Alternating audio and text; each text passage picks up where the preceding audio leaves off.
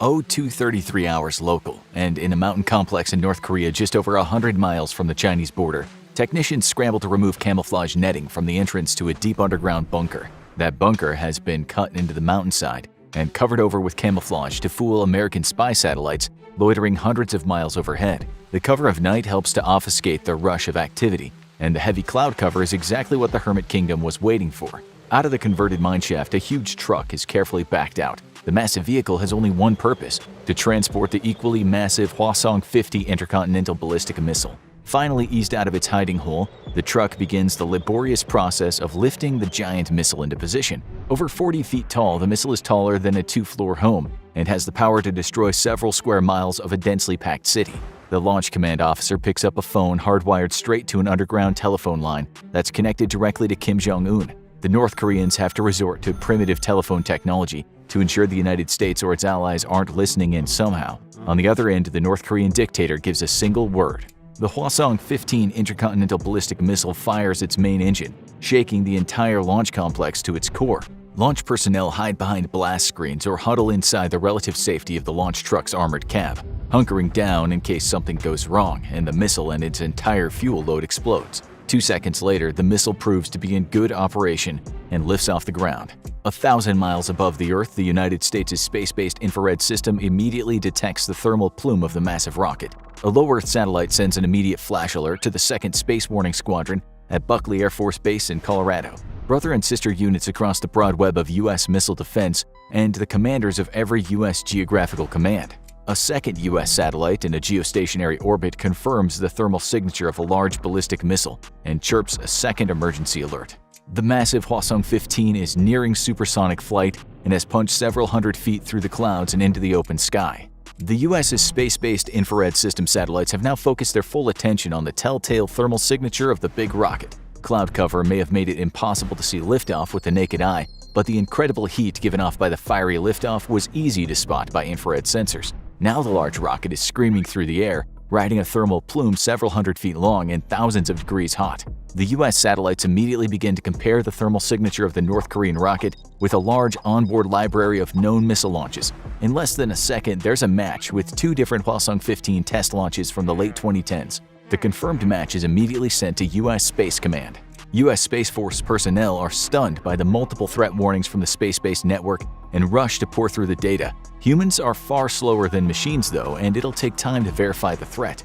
The North Korean missile is now twice as high as a commercial airliner, and its main rocket engine is still going strong.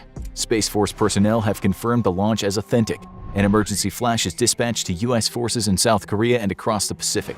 It's impossible to know where the missile is headed this early in flight. Via hotline to the DoD and the White House, the alert is out. North Korea has fired a ballistic missile, possibly tipped with a nuclear warhead. The main engine on the Hwasong-15 shuts down as it runs out of fuel. The missile coasts for a brief second, traveling at several thousand miles an hour now in the upper atmosphere, before a series of explosive bolts just under 3/4 of the way up separate the first stage of the rocket from the second stage. A second later, the second stage engine fires, and the vehicle lurches forward as it prepares to exit the Earth's atmosphere. An aide rushes to interrupt a meeting between the President of the United States of America and the leader of a partner nation. There's no time for formalities, and the President is practically dragged out of the room so he can be informed. North Korea has launched a nuclear attack. Target is still unknown. The President immediately heads for the highly restricted and secretive Situation Room in the heart of the White House. From there, he'll be able to communicate with American forces around the world and defend real-time tracking data from various American assets.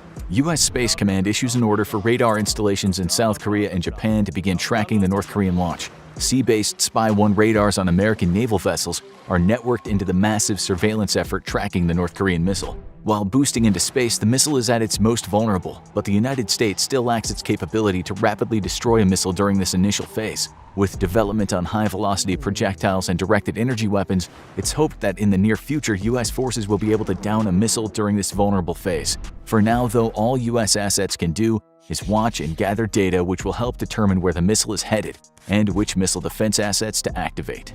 With a nuclear threat confirmed, the United States Secret Service begins preparations to move the president to a secure and highly classified location. If the missile is aimed at the White House, the president has less than 40 minutes to vacate. U.S. terminal high-altitude defense batteries in South Korea, Guam, and Hawaii are activated. Their powerful AN/TPY-2 radars begin sweeping the sky for signs of the threatening missile. Designed to obliterate an incoming ballistic missile during its terminal phase, the batteries of the interceptors are currently useless and can only defend the areas they're assigned to. Patriot missile defense batteries in the U.S. bases across the Pacific go on alert. These too are short-range defenses which are only useful for defending specific locations. U.S. Aegis-equipped warships in the region are given the same alert. Their SM-3 missiles can also be used for short-range ballistic missile intercepts just outside the atmosphere, but require the target to be in its descent stage. With a range of several hundred miles, though, each Aegis-equipped ship can help protect multiple U.S. installations or naval battle groups.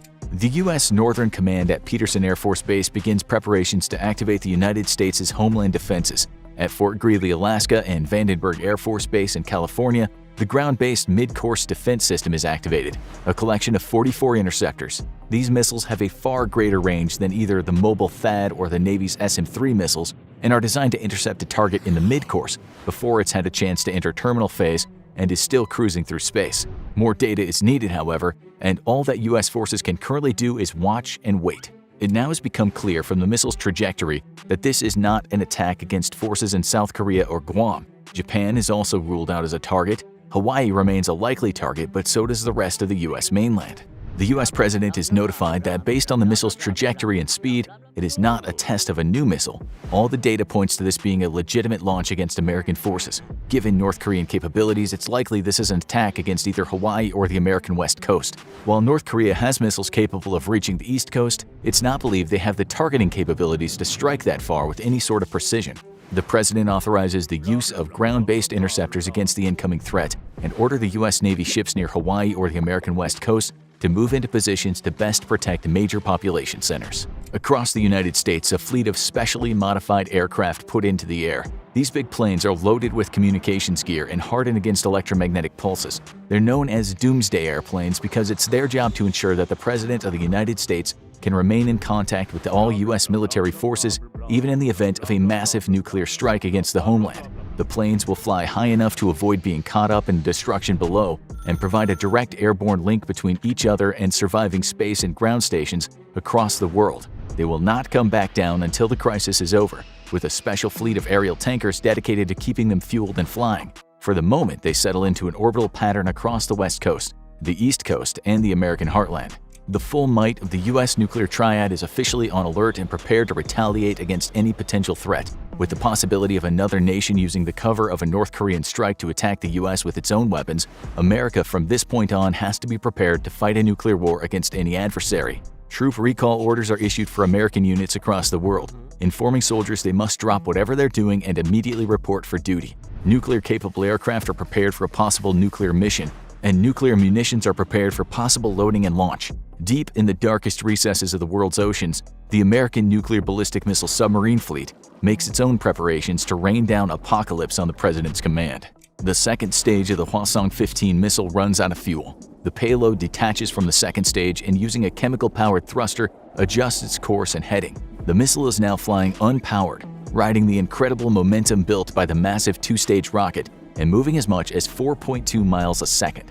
U.S. Space Command issues new tracking data on the North Korean missile and confirms separation of the payload from the second stage. Based on this new data, Hawaii is ruled out as a target. Current speed and elevation dictate that a hit on the southern American West Coast is likely. Armed with this new data, U.S. missile defense personnel opt for a GBI launch from Vandenberg Air Force Base instead of Fort Greely in Alaska. 4 of the long, skinny missiles are activated and fed live targeting data, but they can't be launched yet. They must wait until the enemy missile draws closer before launching. The American president is rushed out of the Situation Room and to Marine One, his personal helicopter.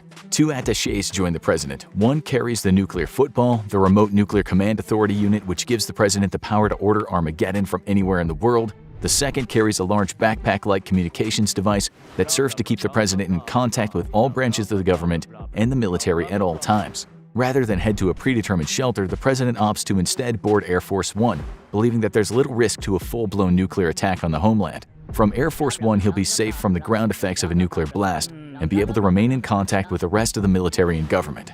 U.S. and South Korean special forces stationed in South Korea and Japan are mustered and rushed to armories in preparation for a strike into the north.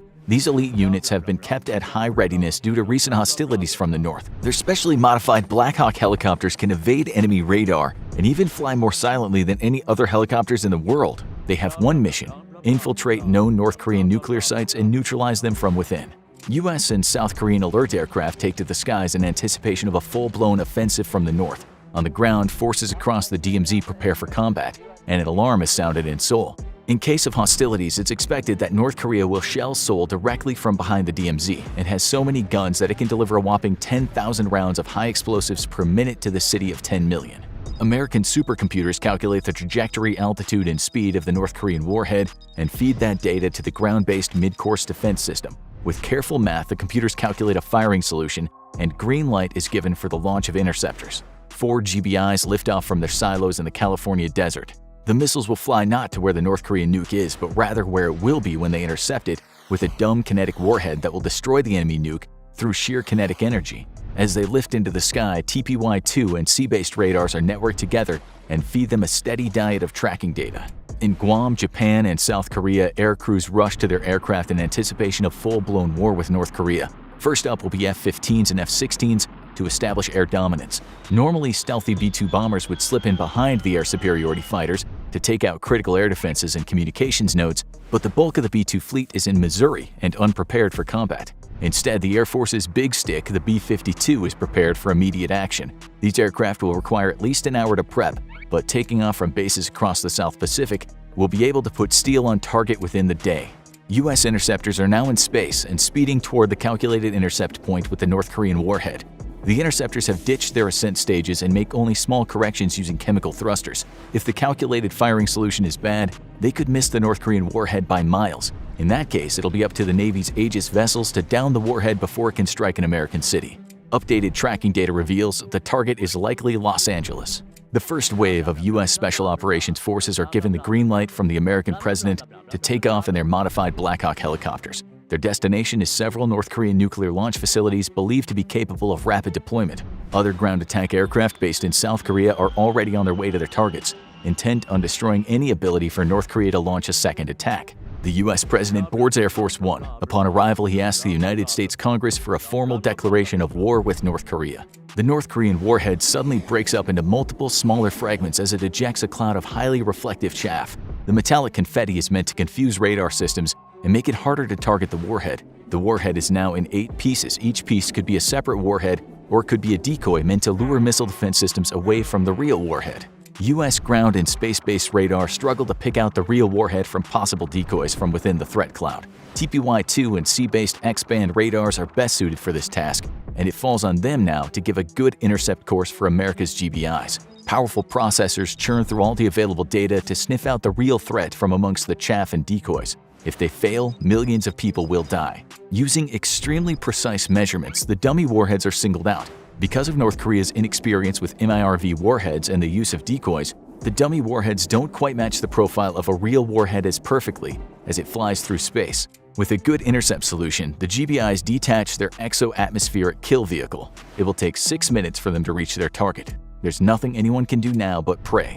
Unbeknownst to the United States, China has launched its own rapid response forces into North Korea. Elite Chinese troops penetrate North Korean airspace in fast transport helicopters. Their goal is the same as the Americans: seize Kim Jong-un's nuclear arsenal before it can be used again, and thus incur the wrath of the American nuclear triad. With both American and Chinese troops headed to the same objectives, though, this attack now has the possibility of sparking all-out war between the US and China. American EKVs scream through space at over 4,000 miles per hour. They're just seconds from a successful intercept or a catastrophic failure. The first EKV screams past the intercept point, missing the North Korean weapon by a dozen miles. The second EKV hits nothing. It too misses the North Korean warhead by over 3 miles. A second after the second EKV, the third strikes its target true, moving at a combined speed of just under 10,000 miles an hour. The impact produces a bright flash in the sky for a brief second. Nuclear detonation requires a precise chain of events, so the impact of the interceptor does not set off the nuclear explosion. Multiple ground stations and ship-based radar assets all confirm the good news. 2 misses followed by a direct hit. The threat has been neutralized and the dummy warheads will burn up in the atmosphere. The American president receives the good news aboard Air Force One. He can still see Washington, D.C. out the left side of the aircraft. And despite this threat being over, he will not order a return to the White House. The conflict has just begun, and more nuclear attacks are possible at any minute from North Korea. On the ground, half a world away, the South Korean and U.S. armies are preparing for what will be the costliest war since World War II, a conflict that will make the original Korean War look like a cap gun shootout. American warplanes are already en route to the Hermit Kingdom, preparing to drop tens of thousands of pounds of high explosives on suspected nuclear sites, and special forces from both the U.S. and China are racing each other to seize Kim Jong-un's nuclear arsenal. On the border, the North Korean army is finally making its opening gambit, and over 1,000 pieces of artillery begin to rain hell down on the South's defenders.